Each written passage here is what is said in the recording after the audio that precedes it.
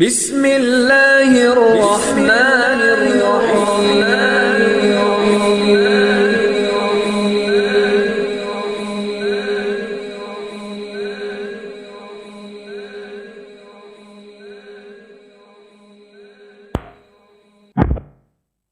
إن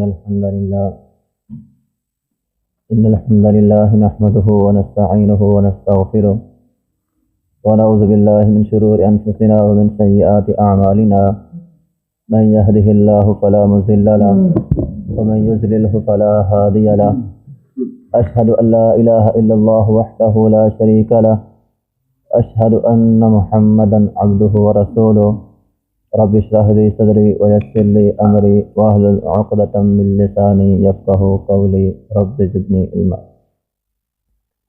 یہ صفحہ نمبر 327 اور 328 اور آیت نمبر 10، 11 اور 12۔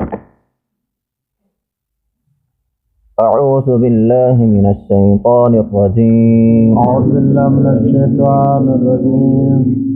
بسم اللہ الرحمن الرحیم۔ بسم اللہ الرحمن الرحیم۔ اذ اول فتیۃ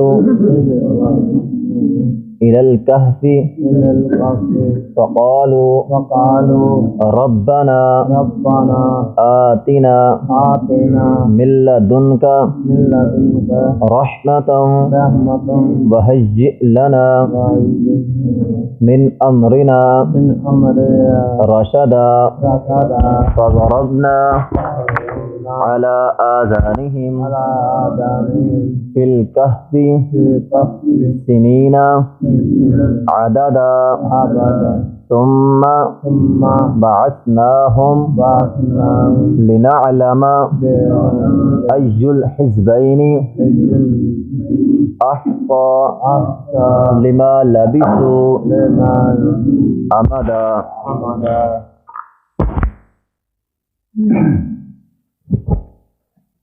جس وقت اول فتیۃ پناہ لی چند نوجوانوں نے الی الکہف غار کی طرف، فقالوا پس انہوں نے کہا ربنا اے رب ہمارے، آتنا عطا کر ہم کو من لدنک اپنی طرف سے، رحمتاً رحمت، وہیئ اور مہیا کر دے لنا ہمارے لیے، من امرنا ہمارے معاملے میں، رشدا بھلائی درستگی۔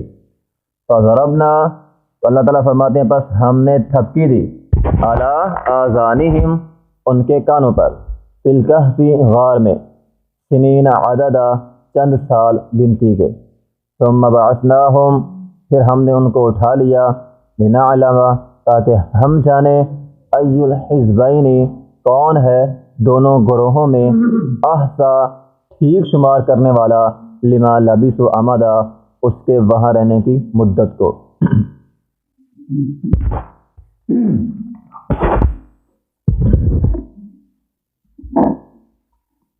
یہاں اللہ رب العزت نے اصحاب کہف کے قصے کو مختصر انداز میں بیان کیا ہے، تفصیل اس کی آگے ہے۔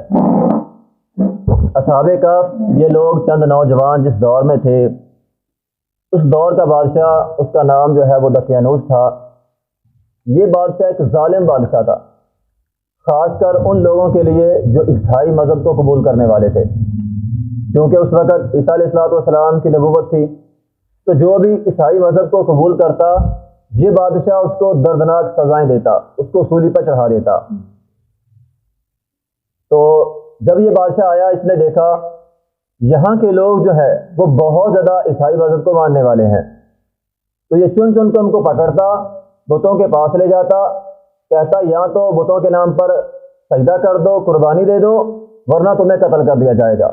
تو جو قربانی کرتا یا سجدہ کرتا اس کو چھوڑ دیتا، جو نہ کرتا اس کو قتل کر دیتا۔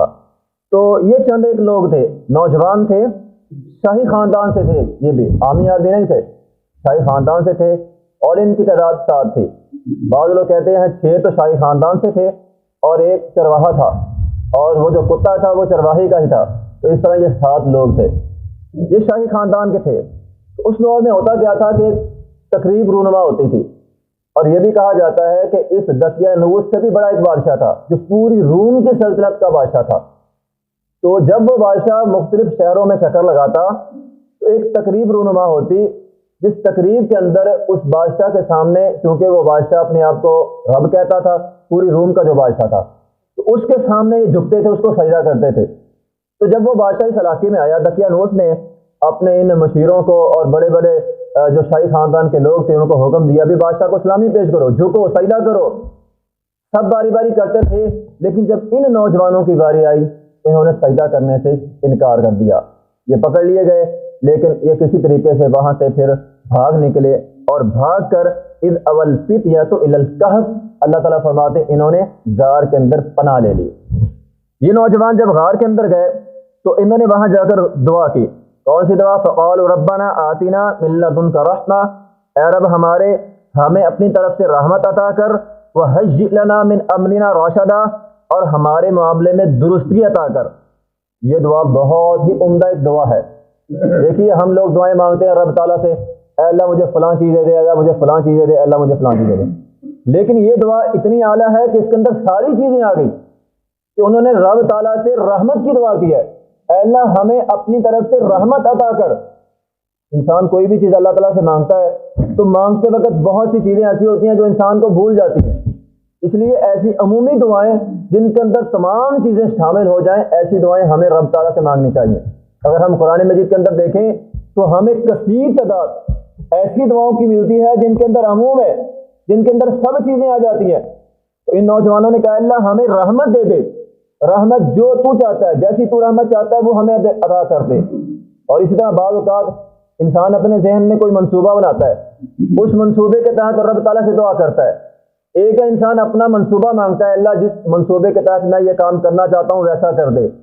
ایک ہے بندہ رب تعالیٰ پر چھوڑ دے کہ اللہ جس طرح تو بہتر چاہتا ہے اس طرح اس کام کو کر دے۔ تو ان نوجوانوں نے یہی دعا کی، اے اللہ ہم نکل آئے ہیں، ہم نے اپنا گھر بار آباء و اجداد جو ہے علاقہ چھوڑ دیا ہے، یقیناً یہ ان کی ایک ہجرت تھی جو انہوں نے کی تھی، اپنا گھر بار چھوڑ کر ایک غار کے اندر پناہ لینا۔ اے اللہ ہم چھوڑ آئے ہیں اور اب ہم پر جو ہے وہ رحمت عطا کر دے، اپنی طرف سے رحمت جو ہے وہ عطا کر دے۔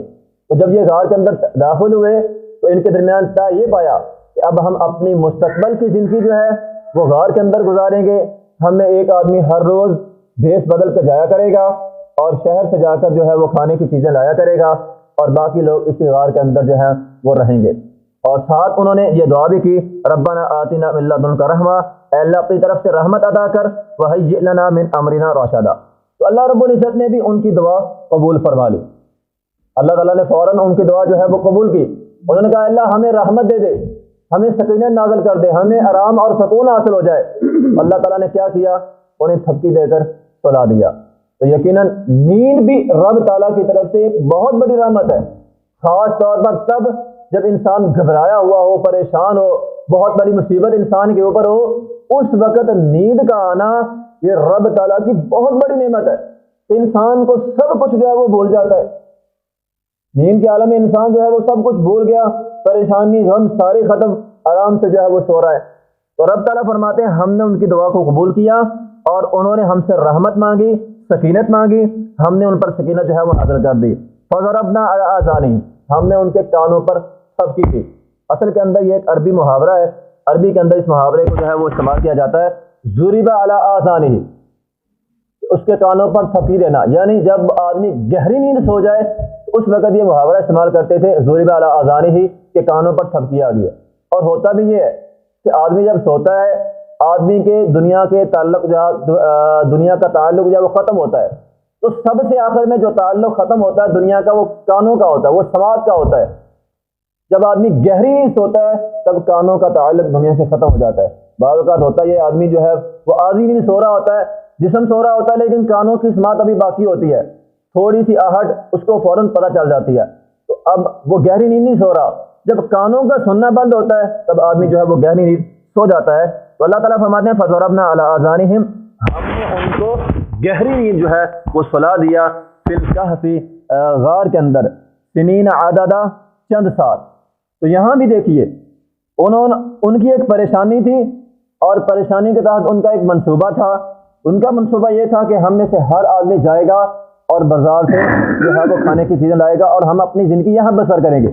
لیکن جو انہوں نے دعا کی وہ رحمت کی دعا کی، تو اللہ رب العزت نے ان کے منصوبے کو چھوڑ کر اپنی طرف سے جو اچھا ایک منصوبہ تھا ان کو لمبی مدت پلانے کا اور اس کے بعد ان کو اٹھانے کا وہ ان کو عطا کر دیا. اس لیے جب بھی دعا مانگے اللہ تعالیٰ سے اس طرح عمومی الفاظ سے دعا مانگنی چاہیے کہ اللہ جو تو بہتر جانتا ہے، تو بہتر، تیرے نزدیک بہتر ہے، اے اللہ ہم کو وہ عطا کر دے. تو اللہ تعالیٰ فرماتے ہیں ہم نے تھپکی دی ان کو غار میں سلانے کے لیے، سنین عددا، اب چند سال وہ سوئے رہے. ثم بعثناہم، پھر ہم نے ان کو اٹھا لیا، لنعلم ای الحزبین، تاکہ جان لے دونوں گروہوں میں سے. کون سے دونوں گروہ؟ یا تو اس دور کے لوگ جن کے درمیان یہ اختلاف ہو گیا تھا یہ کتنی دیر جو ہے وہ سوئے، بعض لوگوں نے کتنی دیر، بعض لوگوں نے کتنی دیر، بعض لوگوں نے کتنی دیر.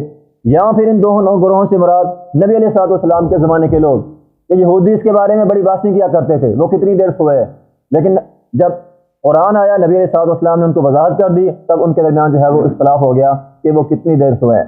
یہاں پھر اختلاف سے مراد خود اصحاب کہف ہے، جب وہ اپنی نیند سے بیدار ہوئے ان کے درمیان اختلاف ہو گیا کہ ہم کتنی دیر سوئے. آگے وضاحت اس کی آ رہی ہے، تفصیل وہاں پہ ہوگی کہ ہم کتنی دیر سوئے. بعض نے کچھ دیر بتائی، بعض نے کچھ دیر، بعض نے کچھ دیر. تو ان کے اپنے درمیان ہی اختلاف ہو گیا کہ ہم یہاں کتنی دیر سوئے ہیں. ثم بعثناہم، اللہ تعالیٰ فرماتے ہم نے ان کو اٹھا لیا، لنعلم ای الحزبین، تاکہ جان لے دونوں گروہوں میں سے احصیٰ لما لبثوا امدا، ہم یہاں کتنی مدت جو ہے وہ ٹھہرے ہیں. تو اللہ رب العزت نے دوبارہ ان کو اس لیے اٹھایا تاکہ لوگ جان سکیں کہ اللہ تعالیٰ مردوں کو دوبارہ کیسا زندہ کرے گا. اللہ رب العزت نے 300 سال کی لمبی مدت لانے کے بعد ان نوجوانوں کو اٹھا کر اس دور میں اس بات کو ثابت کر دیا کہ ہم بسیدہ ہڈیوں کو دوبارہ ضرور اٹھائیں گے. وآخر دعوانا الحمدللہ رب